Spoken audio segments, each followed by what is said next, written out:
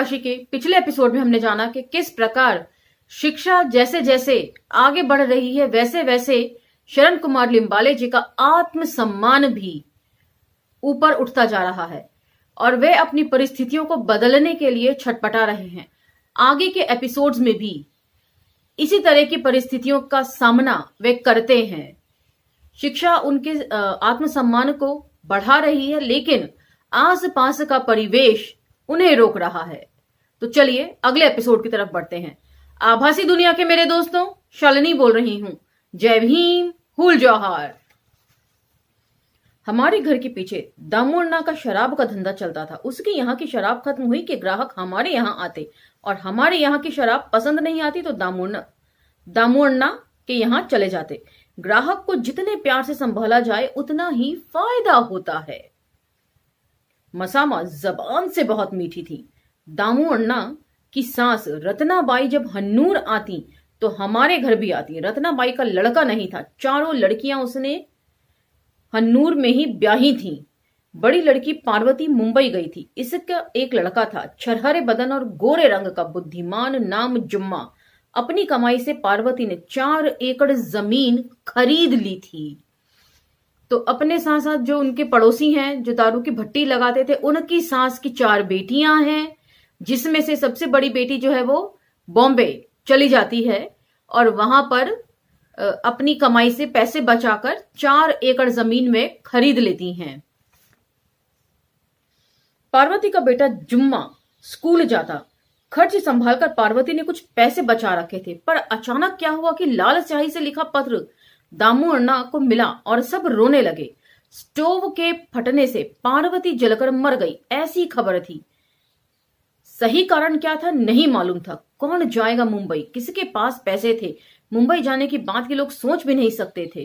पार्वती का खून हुआ या दुर्घटना हुई, निकट का प्रदेश थोड़े ही है, अब जाकर फायदा भी क्या है।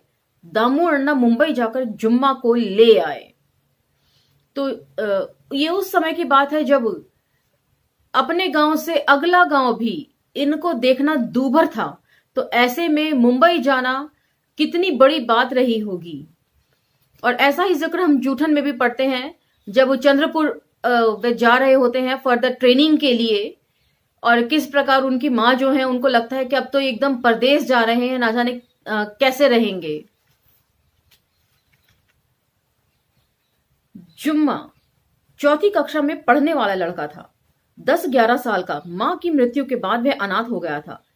दामुअण्णा ने उसके विवाह का निर्णय ले लिया। दामुअण्णा रत्नामाई ने यह बात मसामा से कह दी। लड़का देखने में खूबसूरत था, उसकी मां ने काफी बचाकर भी रखा था। बड़ा होने के कारण कमाकर खाएगा, ऐसा सोचा गया। बहन वनी से जुम्मा की सगाई हो गई, ऐसा विचार हुआ।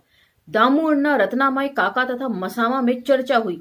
सबको प्रस्ताव ठीक लगा। जुम्मा की तुलना में वनी बड़ी लगती थी, पर मां को ये सब कहां सोच सकती थी। किसी ना किसी तरह लड़की की सगाई हो रही है ना, बस। तो इतनी सारी लड़कियां लाइन से लगी हुई थी, उनके 6 बहनें, और एक के बाद एक सबको निपटाना एक चुनौती भरा काम भी उनके लिए हो गया था। जुम्मा वनी की शादी हो गई। वनी दिन ब दिन बड़ी हो रही थी, पर जुम्मा अभी भी निक्कर में था। जुम्मा ने स्कूल छोड़ा, वह देहात में रम नहीं पा रहा था। जुम्मा मुंबई भाग गया हमेशा के लिए। यहाँ प्रत्येक व्यक्ति भूख की खोज में भटक रहा था, वहां जुम्मा को कौन खोजेगा। कितनी खूबसूरती से अपनी परिस्थितियों को जोड़ते हैं भूख के साथ, अपनी आसपास के परिवेश के साथ। नारायण पाटिल का कुआं पिछले वर्ष दलितों ने इसे बनाया था। ढूंढुणा, दत्तू, देवप्पा, सिद्धैया, त्रिमूक, विष्णु, मसा, मनु, मल्या, शिवलिंग, नामदेव आदि ने इस कुएं का काम ठेके पर लिया था। यहां दलितों ने पसीना बहाया था, यहीं पर उन्होंने बारूद बिछाई थी। इस धरती को फोड़कर उन्होंने पानी निकाला, पर आज ये कुआं दलितों के लिए खुला नहीं है। उसका पानी वे नहीं पी सकते। मैं, माणक्या, तुलस्या कुएं के किनारे खड़े थे। पानी में हमारी छाया तैर रही थी। हम बेर खाने आए थे और प्यास लगी थी। मैं ऊपर खड़ा था। माणक्या व तुलस्या ने भीतर जाकर पानी पी लिया। अंत में मैं भी गया। कुएं पर माणक्य और तुलस्या पहरा दे रहे थे कि कोई हमें देख तो नहीं रहा। भयभीत होकर या चोरी से ही हमें अपनी प्यास बुझानी पड़ती थी। इस पानी पर भी बिरादरी का हक था। मेरी अंजलि के स्पर्श से पानी में अनेक लहरें उठी। धरती के पेट में शायद खलबली मच गई। तो ये काफी व्यंग्यात्मक तरीके से इस बात को शरण कुमार लिम्बाले जी कह रहे हैं। इस कुएं में अपनी प्यास बुझाते हुए हमें किसी ने देखा नहीं, ये हमारा भाग्य। अगर देख लेता तो बेतहाशा पीटे जाते। ऐसा क्या है हमारे स्पर्श में? हमारे स्पर्श से पानी अपवित्र हो जाता है, अन्न अपवित्र हो जाता है, घर अपवित्र हो जाता है, कपड़े अपवित्र हो जाते हैं, पनघट अपवित्र हो जाते हैं, शमशान भूमि अपवित्र हो जाती है, होटल ढाबा अपवित्र हो जाते हैं, ईश्वर धर्म और मनुष्य भी अपवित्र हो जाता है। पिछले शनिवार की मुझे याद आ रही है। शनिवार रविवार को स्कूल की छुट्टी थी, इसलिए हम लोग गांव गए। रास्ते में साथियों के साथ झगड़ा हो गया। वे मुझे अकेला छोड़कर आगे निकल आए। मैं अकेला रह गया। शिवप्पा तेली के खेत में विश्राम के लिए बैठ गया। शिवप्पा खेत में काम कर रहा था। उसकी पत्नी रोटी लेकर आई थी। उसके सिर पर रोटी की टोकरी थी। बगल में एक छोटा बच्चा था। सर पर रखी टोकरी उतारने में सहायता के लिए उसने मेरी ओर देखा। दूसरों की सहायता करना मेरा फर्ज था। मैंने सहायता की। ये देखकर वह कोसने लगा। वह कौन? शिवप्पा। शिवप्पा की पत्नी मेरा पक्ष लेने लगी। मैंने उसकी सहायता की थी। शिवप्पा और चिढ़ गया। अछूत है ये, अछूत, अछूत संता का पोता। शिवप्पा की पत्नी को ऐसा पता नहीं था। सुनकर उसका चेहरा फीका हो गया। वह रुआंसी सी हो गई। आंखों में पानी आ गया। मेरे स्पर्श से रोटियां अपवित्र हो गई थी। वे अपवित्र हो गई थी। उसका बच्चा अपवित्र हो गया था। मुझे गालियां देने लगी। शिवप्पा और अधिक बिगड़ गया। पैर का जूता निकालकर उसने मेरी ओर फेंका। मैं गांव की दिशा में भाग निकला।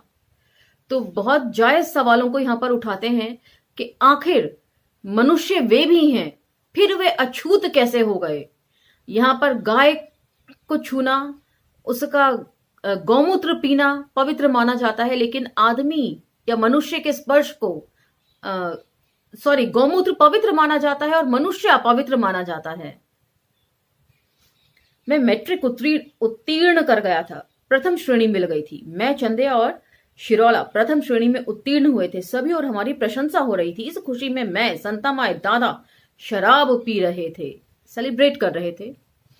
तो एक चीज तो सभी आत्मकथाओं में हमें पढ़ने को मिली है, चाहे वह तुलसी राम जी की मुर्दैया हो, चाहे जूठन हो ओम प्रकाश वाल्मीकि जी की, और अब शरण कुमार लिम्बाले जी, इन सभी ने 10वीं जो है वो अच्छे नंबरों प्रथम श्रेणी में उत्तीर्ण करी थी। तो जो मेरिट का राग अलापते हैं उनके मुंह पर ये तमाचा है रिजल्ट कि बराबरी का अधिकार तो दूर की बात है, सिर्फ एक मौका देकर देखिए, आपसे बेहतर करके दिखा सकते हैं। हम हैं ही आपसे बेहतर। दादा का मामा वारशी में हवलदार था। दादा वारशी हो आए। वहां भी पैसे नहीं मिले। दादा के मामा ने आश्वासन दिया कि अगले वेतन पर वह रुपए दे देगा, पर उस वक्त तक कॉलेज में प्रवेश बंद हो गया। तो मैं परेशान हो गया। कॉलेज जाने की बहुत उत्सुकता थी। तो यही जिक्र जो है मुर्दैया में तुलसी राम जी ने भी किया है कि एक एक पैसे को मोहताजी होती थी। तो वहां पढ़ाई चालू रखने के लिए कौन पैसे देता, और उनके घर वाले उनकी पढ़ाई चालू रखना भी नहीं चाहते थे। उन्हें ये लगता था कि आरंभिक शिक्षा हो गई है, चिट्ठी पत्री पढ़नी आ गई है, तो बस इतना शिक्षित होना ही बहुत है। उस दिन मैं और संतामाई साहूकार के यहां गए रुपयों के लिए। साहूकार अपनी धुन में था। मैं और संतामाई दूर खड़े थे। संतामाई की चोली फटी हुई थी और उसके स्तन दिखलाई दे रहे थे। साहूकार की नजर वहीं थी। पैसों के लिए उसने मजबूरी व्यक्त की, किंतु उसकी आंखें मेरे कलेजे में विष की तरह धंस रही थी। इन सेठ साहूकारों की मां बहनों की साड़ी चोली ऐसी जगहों, नाजुक स्थलों से फट जानी चाहिए, और मैं उन्हें ताकता हूं। मेरे जलते मन ने कहा। गरीबी से घृणा हुई। ऐसे अपमानों से मैं छटपटाता, चिढ़ता। तो किसी की दरिद्रता का किस प्रकार मजाक उड़ाया जाता है। ये सारे प्रसंग पढ़कर जैसे जैसे हम आगे बढ़ रहे हैं अक्कड़माशी में, इस तरह के अजीबोगरीब स्थितियां और बेहद झकझोर देने वाले प्रसंग जो हैं हमारे सामने आ रहे हैं, और शरण कुमार लिम्बाले जी ने उन्हें बेहद ईमानदारी के साथ अपनी मानसिकता जो उस वक्त किस कदर विकृत हो जाया करती थी, कभी कभी आक्रोश के कारण, उसका भी यहां भरपूर जिक्र किया है, बिना लाग लपेट के और बेहद ईमानदारी के साथ। महाविद्यालयी शिक्षा के लिए मैं सोलापुर गया। दयानंद महाविद्यालय में प्रवेश मिल गया। देहाती हाई स्कूलों की तुलना में यहाँ की दुनिया ही निराली थी। नया प्रवेश, नया उत्साह। दयानंद महाविद्यालय में लिम्बाले नामक क्लार्क था। संयोग देखिए कि मेरे प्रवेश के समय वही खिड़की पर था। उसने मेरे नाम की एंट्री कर ली। जाति बिरादरी पूछी। मैंने हिंदू अछूत कहा तो उसने आश्चर्य से कहा, लिम्बाले उपनाम महारों में भी होता है? मैंने कहा, हाँ। मुझे मेरी जाति से डर लग रहा था। वास्तव में पिता के धर्म पर, उनकी जात बिरादरी पर किसी पर भी मेरा हक नहीं था। मैं हिंदू महार से सुविधाएं ले रहा था। मैं महार नहीं हूं। मेरे शरीर में एक सवर्ण का रक्त है, शिख से नख तक। भीतर के इस रक्त को क्या मैं निकाल बाहर कर सकता हूं? मुझे अपने शरीर से घृणा हो रही थी। मैं जो जी चाह रहा हूं, मैं जो जी रहा सॉरी, मैं थोड़ा मिसप्रिंट है। मैं जो जी रहा हूं वह वेदना मेरी अपनी है, उतनी ही वह इस पूरी बस्ती की है। गांव के बाहर की इस बस्ती का दुख मेरा अपना है। इस बस्ती का जीवन मेरा अपना है। जमींदारों की इन कोठियों ने मुझे घायल कर दिया है। मनुष्य जन्म से ही जाति बिरादरी लेकर कैसे आता है? जन्म से वे अछूत कैसे हो जाता है? जन्म से वह गुनहगार कैसे हो जाता है? कहते हैं यहाँ के ब्रह्मा ने अपने पैरों के भीतर से एक विराट शूद्र समाज को जन्म दिया है। उस समाज ने शूद्रों का जीवन जिया है। भूख मिटाने के लिए किसी ने चोरी की, किसी ने जोगवा मांगा, किसी ने मृत जानवरों को खींचा। हजारों वर्षों से जिनकी रोटी छीन ली गई है, वे अगर रोटी के लिए चोरी करते हैं तो वे अपराध कैसे हो सकता है? अगर वे तृप्त होते तो क्यों करते चोरियां? क्यों सहते क्रूर पुलिस के अत्याचार? कॉलेज में मेरी छटपटाहट बढ़ती गई। तो यहां पर जिक्र आया है कि क्यों सहते क्रूर पुलिस के अत्याचार। तो पुलिस जो है वो व्यवस्था का ही एक हिस्सा होती है, और जब तब व्यवस्था जो है अपने सहूलियत के हिसाब से पुलिस का इस्तेमाल करती है। ऐसे अनेक प्रसंगों में हमने पढ़ा है, पहले की आत्मकथाओं में भी, और जितनी भी हमने दलित कहानियां पढ़ी हैं उनमें भी भरपूर इन सब चीजों का जिक्र है। कॉलेज में मेरी छटपटाहट बढ़ती गई। जंगल की आग की तरह छटपटाहट फैलती गई। मेरे एक तरफ का आंदोलन जड़ पकड़ रहा था। अन्याय नामक शब्द अब एक नया अर्थ दिए जा रहा था। एक विराट एहसास से हम जाग रहे थे। कमरे में हम 4 पार्टनर थे, चंदिया, मैं, दुपार गुड़े और डोलारे। अपनी 70 पीढ़ी की दरिद्रता लिए हम चारों कॉलेज में प्रवेश ले चुके थे। चंदिया का मामा निवृत्ति डाकघर में नौकरी करता था। उसने चंदिया को अपने कपड़े दिए। चंदिया ने उसमें से एक शर्ट और एक पैंट मुझे दे दिया। चंदिया कौन? यदि आपको याद हो तो चंदिया इनकी माँ के जो पति थे उनकी दूसरी पत्नी, इनकी माँ जो थी उनके पति से जो 2 बेटे हुए थे, चंदिया और लक्ष्या, उनमें से चंदिया एक थे जो इनके साथ हॉस्टल में पढ़ रहे थे। चंदिया और मैंने एक मामूली दर्जी से उन्हें अपने योग्य बनवा लिया था। इस प्रक्रिया में कुछ मजेदार बातें होती। कपड़े पर पुरानी इस्त्री के जो निशान होते और हमारे द्वारा लगाई गई इस्त्री के भी निशान होते। पैंट शर्ट पर 2-2 इस्त्रियों के निशान दिखते। बड़ा विचित्र लगता, पर नंगेपन को छिपाने के लिए कपड़े जरूरी थे। तो इस तरह का जिक्र देहरादून के डीएवी कॉलेज में जब ओम प्रकाश वाल्मीकि जी एडमिशन लेते हैं तो जूठन में उन्होंने इस चीज का जिक्र किया है कि किस प्रकार उन्होंने कपड़े रंगवा भी लिए, लेकिन फिर भी जो है वो उनकी दरिद्रता को और अपनी असलियत को छुपाने में नाकाम थे। तो किस तरीके से सर्दी काटने के लिए सस्ती ऊन से स्वेटर बुन के उन्होंने पहना, और जो सफाई कर्मचारी थे उनके ही कपड़े वो पहनते थे रंगवा के। तो इस तरह के मतलब कई तरह के जिक्र हैं इन सब आत्मकथाओं में जो अमूमन एक जैसे हैं। कॉलेज की दुनिया में हमारी गरीबी फबती नहीं थी। गरीबी का दुख बड़ा गहरा होता है। ये दुख ही आदमी को अमर्यादित बनाता है। दुख मनुष्य को मनुष्य के रूप में खड़ा कर देता है। जिसके दुख की जड़ें जितनी गहरी होती हैं वह मनुष्य उतने ही दृढ़ चरित्र का होता है। दुख और दरिद्रता को झेलते हुए हम शिक्षा ग्रहण कर रहे थे। जेब में चाय के भी पैसे नहीं होते थे। परिस्थिति के कारण हम अंतर्मुख होते जा रहे थे। और यही जिक्र ओम प्रकाश वाल्मीकि जी ने जूठन में किया है कि परिस्थितियां मुझे अंतर्मुखी बना रही थी। मेरे जैसे अनेक दलित मित्र हैं, ये मेरा दुख अकेले का नहीं है। यह एहसास बढ़ता। शेवंता की ससुराल सोलापुर में थी। अभावग्रस्त झोपड़पट्टियां और फटेहाल लोग। इन झोपड़ियों के पड़ोस में स्थित बंगलों में शेवंता बर्तन मांजती। जवां उम्र की ये शेवंता बुढ़िया हो गई थी। उस बंगले की 50 वर्ष की बुढ़िया जवान और प्रसन्न लगती। तो अभाव का जीवन जो होता है वो आपको समय से पहले ही उम्र दराज बना देता है।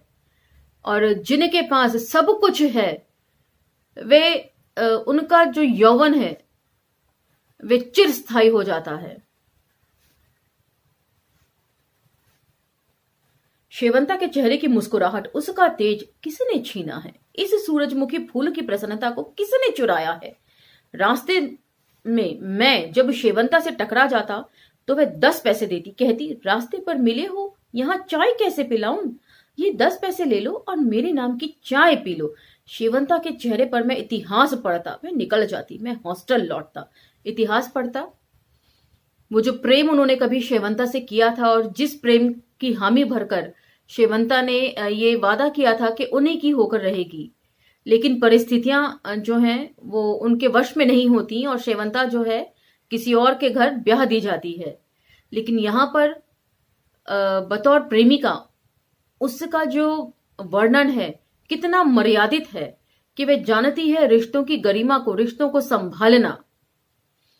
कि यदि उनका जो सामना है शेवंता का लिम्बाले जी से हो गया तो कितनी शिष्टता के साथ में उन्हें चाय पूछती हैं और उस जगह पर सड़क पर चाय नहीं पिला सकती इसीलिए पैसे दे देती हैं। एक तरीके से वो जानती हैं कि लिम्बाले जी के पास चाय पीने के पैसे नहीं होंगे। तो बहुत खूबसूरती से वे रिश्तों की मर्यादा को निभाकर आगे बढ़ जाती हैं। हॉस्टल में विभिन्न गांव के छात्र थे। उनकी आदतें भी अलग अलग थीं। हम सब उनमें रमते। मैं और चंदिया नंगे होकर प्रत्येक कमरे का दरवाजा खटखटाते, उनकी दिक्कतें पूछते। हमारा नंगापन हॉस्टल का बेहतरीन मनोरंजन था। सब खिलखिलाकर हंसते। नहाई हुई औरत के खुले बालों की तरह यह हास्य होता। मैं और चंदिया साइकिल पर गांव जाते। दोनों आधा आधा किराया देते। उस दिन दादा स्टैंड पर नशे में घूम रहे थे। लोग उनकी हंसी उड़ा रहे थे। संता माई स्टैंड पर तमाकू खा रही थी। मैंने साइकिल स्टैंड पर खड़ी की। मेरे आने पर का समाचार दादा को मिला। उन्होंने अपना नाटक खत्म किया। मैं मायूस हो गया था। बेकार ही गांव आया। खुली आंखों से ये सब देखना पड़ता था। मेरी अनुपस्थिति में ये लोग जिंदगी जी लेते हैं। अब उनको ऐसे जीते हुए देखा नहीं जाता। कॉलेज और हॉस्टल ही ठीक है, सोचा। लौट चलें, जैसे आए वैसे निकल जाएं। संता माई ने मुझे निकट लिया, मुझे चूमा। तब तक दादा चाय लेकर आए। नशे में उनकी आंखें लाल हो चुकी थी, घुटना फट चुका था। मैं और चंदिया ने आधी आधी कप चाय ले ली। दादा सड़क पर बस की तरह खड़े हो गए। जोर से चिल्लाए, बस की तरफ खड़े हो गए। यहां कुछ मिसप्रिंट हो गया है। जोर से चिल्लाए, मेरा बाघ आया है रे। सड़क पर पड़े 2-3 कंकड़ उठाए। मैं कुछ समझ नहीं पा रहा था। संता माई उठ खड़ी हुई। उन्होंने कंकड़ छीन लिए। क्या नाटक कर रखा है? लड़का घर आया है। दादा खामोश हो गए। कप सॉसर ले आए। संता माई शिकायत कर रही थी कि आजकल ये ऐसा ही कर रहे हैं। मैं दादा को रोक नहीं पा रहा था।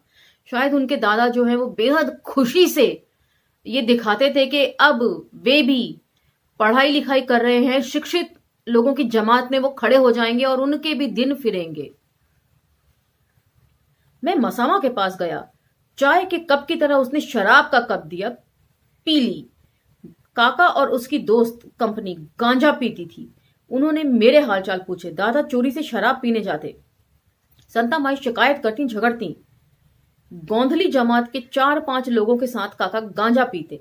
चंदू पुजारी जोर से कश लगाकर दुनिया को सौंप देता। तो ये पुजारी जी के आचरण हैं। हमेशा जो दरिद्र ब्राह्मण की कहानी कहते हैं ना, जिनको चंद्रकांता वर्मा जी ने भी लिखा था कि हमेशा सुनते आए हैं कि गरीब ब्राह्मण, जबकि असल में गरीबी कहां है ये देखिए हमारे दलित समाज के साहित्य को पढ़कर। दादुनिया पांडुरंग को देता। एक चिलम 4-5 लोगों में घूमती। काका के हाथ में जब चिलम आती तो वह चिलम की नली पर लपेटे कपड़े को निकालते, पानी में भिगोते, चिलम को पानी पिलाते। गरम चिलम ठंडी होती, कपड़ा भिगोकर फिर चिलम को लपेटते, चिलम के मुंह पर उंगलियां रखकर बंद खुला करते हुए दम मारते। मुझे भी एक दम देते। मसामा कहती, उसे मत दो। काका कहते, लेने दो, मुझे खांसी आती। कोरे धर्माणन्ना धुआं निगल कहता। चंदू पुजारी ओम कहते हुए दम मारता। सभी की नशीली नजरें, लाल चिलम, मुंह से निकलता धुआं, मसामा द्वारा दी गई गाली, सारा वातावरण ही विचित्र लगता। मैं बहुत दिनों बाद आया था, इसलिए संतामाई ने अंडे की सब्जी बनाई थी। मैं, दादा और संतामाई खा रहे थे कि आखिरी बस आ गई। दादा ने थाली हटा दी, हमाली के लिए निकल भागे। मैंने और संतामाई ने खाना खा लिया। संतामाई पान तंबाकू खाती थी। कहने लगी, नागी के चाल चलन ठीक नहीं है, पटेल के बेटे के साथ जाती है। दादा, संतामाई और मैं स्टैंड के पीछे खुले में सो गए। नागी का भविष्य काल मुझे परेशान कर रहा था। पति लापता, नागी जमा, अब तो डैश डैश डैश, ऐसा ही यहां पर लिखा गया है। नागी इनकी जो बहन थी वे सोलापुर के ही किसी अस्थायी मजदूर के साथ ब्याही थी, कुमार जिनका नाम था, और वे उनकी पहले भी 2 पत्नियां भाग चुकी थी और नागी जो है वो उनकी तीसरी पत्नी थी। प्रातः जगा, पैर के पास बैठी कुतिया भौंकने लगी थी। मैंने उठकर देखा, एक लड़की की आकृति अंधेरे में धीरे धीरे गायब हो रही थी। भौंकती हुई कुतिया उसके पीछे गई, वह नागी थी। नागी की आवाज सुन कुतिया वापस आ गई। मैं उठ बैठा। थोड़ी देर बाद पटेल का नंदू धीरे से निकल गया। उस दिन मैं खुद को कैसे रोक सका, आज तक समझ नहीं पाया हूं। मैं और चंदिया गांव जा रहे थे। नागी पटेल के चंदू के साथ बातचीत करती खड़ी थी। नागी को मैं घर बुला लाया और पीटने लगा। गुस्से से मैं लाल पीला हो चुका था। मैं गांव के खिलाफ ही लड़ रहा था, स्वाभिमान से धधक रहा था, पर नागी मुझे अपमानित करना चाहती थी। अड़ोस पड़ोस के लोग इकट्ठे हो गए। मसामा को नागी का यह आचरण गलत नहीं लग रहा था। शायद उनकी मां ने इसके अलावा कुछ और देखा भी नहीं था। उनकी मां यानी कि लिम्बाले जी की नानी भी किसी और के साथ रह रही थी। उनकी मां भी किसी और के, कई पुरुषों के साथ इनफैक्ट रही हैं अलग अलग समय में, और इसीलिए उनकी मां को अपनी बेटी का आचरण भी कुछ गलत नजर नहीं आ रहा था। महादेवी ने मसामा से पूछा, शरणु इसे क्यों पीट रहा है? मसामा गुस्से से बोली, नागी उसे सोने नहीं देती ना, इसलिए वह पीट रहा है। मसामा का और मेरा झगड़ा शुरू हो गया। काका बीच बचाव कर रहे थे। मैं मसामा की ओर लपका। इच्छा हो रही थी उसे भी क्रूरता से पीटूं। मसामा रो रही थी। काका भी चिढ़ गए, कहने लगे, तुझे क्या करना है? मेरी बेटी है, कैसे भी जाने दे, तू हमारा कोई नहीं है। मुझे काका से द्वेष हो गया। मैं सोलापुर निकल आया। तो मतलब काका, उन्हें भी ये सूट करता है कि अपनी ही बेटी के लिए वो किस प्रकार से बात कर रहे हैं, क्योंकि वे शायद उन्हें अपनी बेटी मानते ही नहीं। एक बोझ सा है जो वो ढो रहे हैं। तो काफी अजीब सी परिस्थितियां और काफी अजीब से उलझे हुए रिश्ते इसमें लिखे गए हैं, जो अमूमन दूसरी आत्मकथाओं में इस तरह का जिक्र नहीं है जो हम अक्कड़माशी में पढ़ रहे हैं। तो काफी सारी अजीबोगरीब परिस्थितियां हैं। तो आज का ये एपिसोड हम यहीं समाप्त करते हैं। अगले एपिसोड में फिर भेंट होगी। तब तक आज्ञा दीजिए। धन्यवाद।